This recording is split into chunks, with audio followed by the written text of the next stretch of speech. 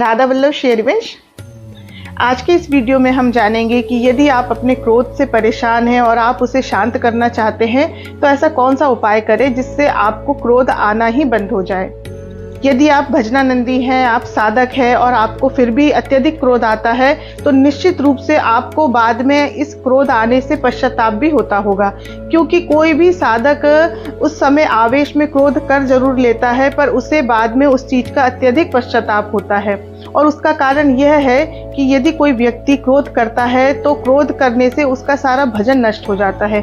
जो भी उसके द्वारा भजन साधन किया जाता है उसका उसे कोई भी फल नहीं मिलता है और इस बात का प्रत्येक साधक को अत्यधिक कष्ट रहता है और इसी बात से वह पीड़ित रहता है कि वह अपने क्रोध को कैसे नियंत्रित करे। तो आज हम आपको संतों के श्रीमुख से सुने हुए एक अत्यंत सरल और सुंदर उपाय को बताने जा रहे हैं। यदि आप इस उपाय को करते हैं तो निश्चित रूप से कुछ महीनों में ही आपका क्रोध पूर्ण रूप से समाप्त हो जाएगा। यह उपाय है गौ माता से जुड़ा हुआ।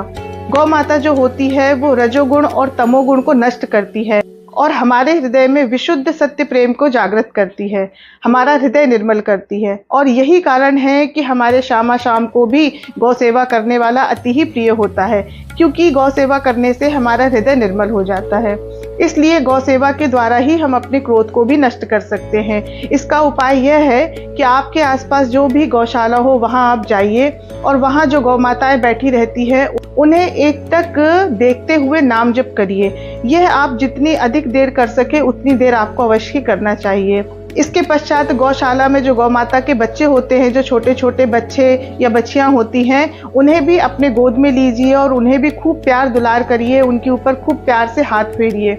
यदि आप यह कुछ दिनों तक नियम पूर्वक करते हैं तो निश्चित रूप से आपका पूरा क्रोध समाप्त हो जाएगा, आपको क्रोध आना ही बंद हो जाएगा। आशा करती हूँ ये जानकारी आपको अवश्य अच्छी लगी होगी और आप भी इस नियम को अपने जीवन में पालन करके अपने क्रोध से अपने आप को मुक्त करेंगे। यदि आपको ये जानकारी अच्छी लगी हो तो अधिक से अधिक लोगों तक इसे शेयर करें और मेरे चैनल को लाइक करें, सब्सक्राइब करें। जय जय श्री राधे।